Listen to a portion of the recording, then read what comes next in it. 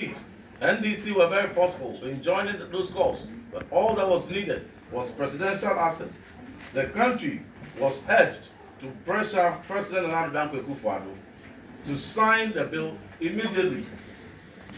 In 2026, however, the same bill, when we place it before them, in the expectation that the same President Mahama who promised to sign the same bill that he wanted President Akufo-Addo, and we all wanted President Akufo-Addo to sign.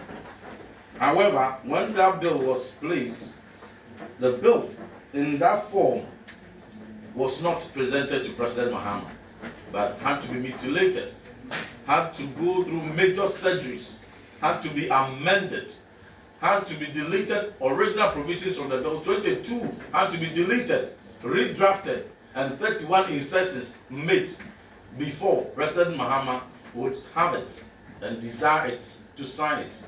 Was that a promise? Was the promise to come and amend, review, mutilate, alterate, dilute the bill before he signs? You all remember. The promise was clear. Vote for me. I will come and sign the bill. On all their platforms, they said, vote MPP out because they won't sign the bill. Vote NDC. NDC will come and sign that bill. They did not say NDC will come and amend that bill. NDC will come and review that bill. NDC will come and delete provisions from that bill and redraft it before we sign. That is a scam.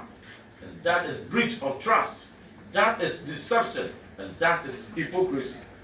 So today, instead of President Mahama to assent to the same bill we passed in 2024, they have changed it extensively.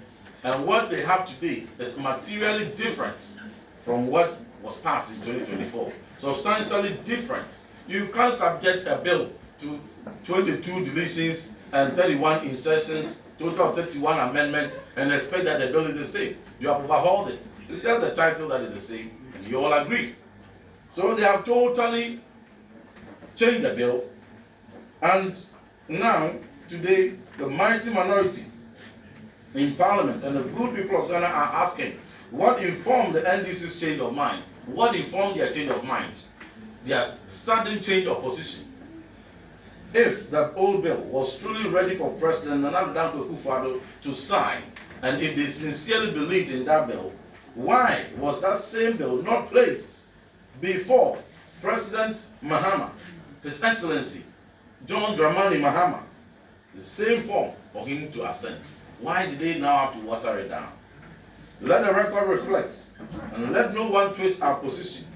We are not against the Human Sexual Rights and Family Values Bill. As a matter of fact, we have been consistent in our position and our principles.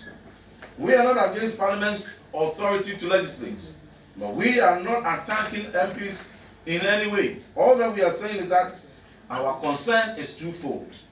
That the bill appears, and not only appears, substantially has lost the force and the bite and the thrust, the deterrence, the efficacy that it contained and carried in 2024. Now, long story short, from the mantra of sign the bill now, sign the bill now, the same people who sign the bill now are saying delete, amend, and insert the bill before assent. Why the change? Ladies and gentlemen, it is very serious what we are going to reveal to you, because all of us know that for 66 years now, since 1960, same-sex marriage has always been criminal. Not so? Man cannot marry man since 1960. According to the Criminal and Other Offences Act in 1960, for 66 years, a woman cannot marry a woman in this country. For 66 years, homosexuality is criminal. And so it is already in our laws. Homosexuality, a man cannot have sex with a man. And all that is already in our laws. So, if you look at the watered down bill that they have passed, and what was already in our Criminal and Other Offences Act, the question is, what new mischief did they seek to cure?